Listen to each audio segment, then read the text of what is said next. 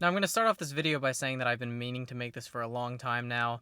Got back from Colorado on March 27th, it's currently May 20th, and I'm just now getting around to doing it, so that shows how busy I've been with school and other things in life. But I'm finally getting around to doing it, so I got a new microphone, I'm testing that out right now. It's hooked up right now, I hope the audio is better than before, because it's a decent investment, but I figured if I'm going to be making more videos, I might as well try it out. Experimenting around with the sound settings, so we'll see how that is, but anyways, here I am to give you guys another tour of another vehicle. So, if you saw my videos from my Colorado trip recently, which I would recommend checking out if you haven't already, this is the 1998 Dodge Ram that my dad and I drove back all the way from Denver, Colorado. Give you a quick tour of the inside, and then a quick tour of the outside, and I swear I cleaned it last week, but I mean, you can't control birds, and pollen season has been crazy lately, so I'll get going and show you guys the inside. Now looking around at your door, it's pretty basic. You have your lock right here, lock and unlock. It's actually power controlled, but it does not have a key fob for that. You can see showing the key that it's just got the Dodge logo right there and the old little Pentastar logo that Chrysler and Dodge products in the day used. It's got your little pocket here for pulling it open and closed, carpeted little armrest right there. Door sill pockets like you'd expect, door handle right here, speaker right here, and your power mirror switch right here, which controls both left and right. On this side right here, you have your defroster vent right here, your little fuse box right there. Over on the driver's side seat, you can see that it is in fact a power seat. It's got manual backrest, which is the only manual part of the whole seat. Hopping inside. Now sitting inside, you'll see that you have your little speaker up here. You have your headlight switch right here. You pull it out once for parking lights, and then again for headlights. Push it in to go off. It also controls your dome lights and your cargo lights if you want it to do that as well. You have your vent right here just for heating and air conditioning. Nothing too fancy down here. You have your usual array of pedals, your emergency brake, which is already on, your regular brake, your gas pedal. Directly in front of you, you can see that we have this phone mount right here so that we could have that when we're coming back from Denver. It was nice to have your GPS and your peripheral vision right there.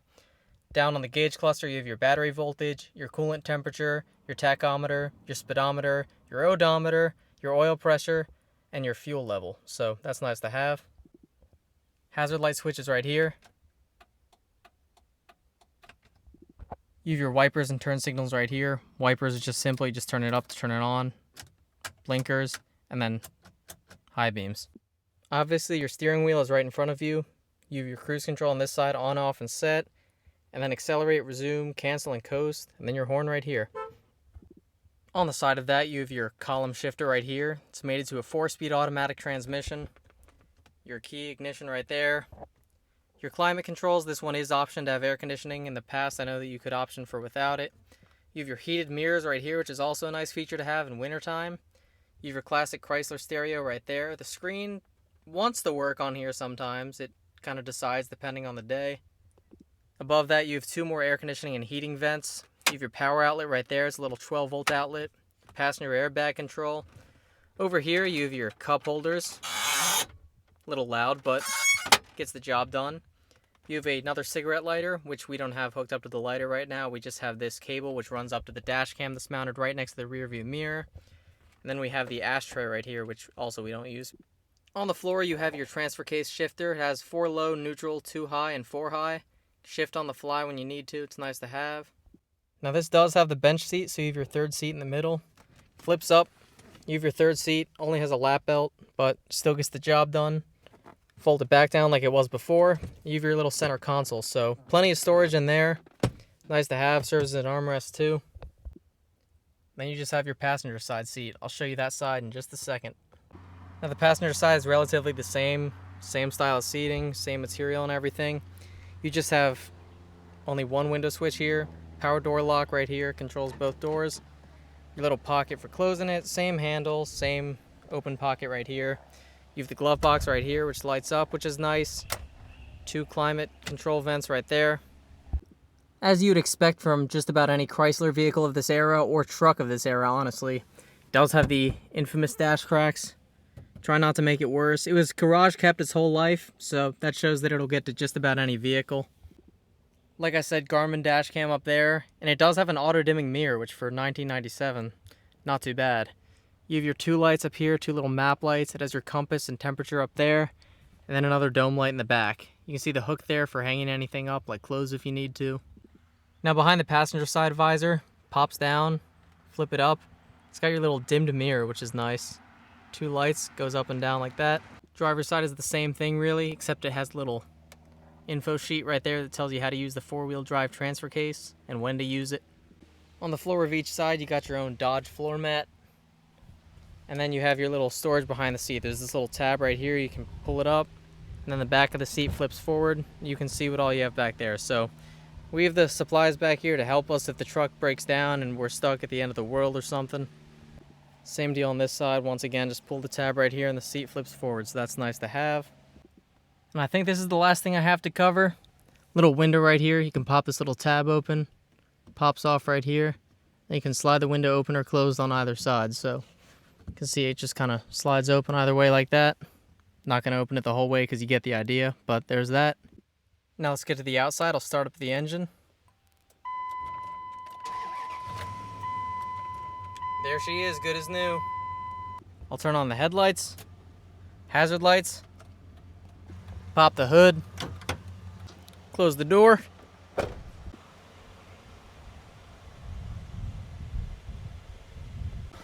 Reach under here, hood opening is directly underneath of the Dodge logo. You just pull and lift, and it lifts up the grill too. And you'll see that she is running the Dodge 5.9 liter Magnum V8. It's a big engine, got good power for it. Plenty of open space because of emissions regulations not being there, and no electronics as well, so that is nice to have. But here's a look at her with the hood up. It's got the little plastic guards right here. Nice to have, deflects a bit of air. Headlights are still stock. Got some all-terrain tires on it. They are 16-inch steel rims, I believe. They feel pretty solid. Still very reflective, look like new. Side steps right here. These are aftermarket, but they're nice to have because it is a pretty high step up to get inside. If you didn't notice already, it is a single cab. Now, I don't know if this is the shortest bed option. I know it is on the shorter end of the bed options that you can get because it is definitely not an 8-foot. But inside it does have this shell right here. We have some stuff being stored in there right now. In the back we have the Ram taillight covers. That's pretty cool, having the Dodge logo right there. Reverse light right here, and Ram at the bottom. On the back of the tailgate you have Dodge and 4x4 printed. It's got the Raven shell if you didn't notice that. Pops up like so, and then the back opens, so pretty decent bed size. We've done quite a bit of work out of this just since getting it, so it's already been put through a lot and it's holding up very well, so we're appreciating it so far. Now it's got the trailer hitch too. Like I said, we've been doing some towing with it, some work. It's been holding up well. Tailpipe right there. Not too much to see on this side, pretty much the same as the other side. It is a Laramie SLT if I didn't mention that yet. Same side steps. Magnum V8 badging. But overall, I've always been a fan of the look of second gen Ram, that is. This one is no exception. I think it's a good looking truck. With the cab on the back, or cap, makes me think of like what Dodge would have released as the Ram Charger had they actually done it for this generation. Other than that though, it's in pretty good shape. It's got 147,844 miles, which is one of the coolest things to me about this. For how old it is, it's got real low miles, but something else spectacular. 24-year-old vehicles in Maryland do not have frames this clean. Maryland gets their roads salted hard. So to see a frame this clean on a vehicle this old, I've never seen anything like it. All in all, being garage kept all its life really did wonders for this thing. It was owned by my grandfather, like I said. Bought it new in 97. It was for the 98 model year, so it came with all those updates. It's got the nicer interior of what could have been optioned for in 97. So it's pretty nice. I like it.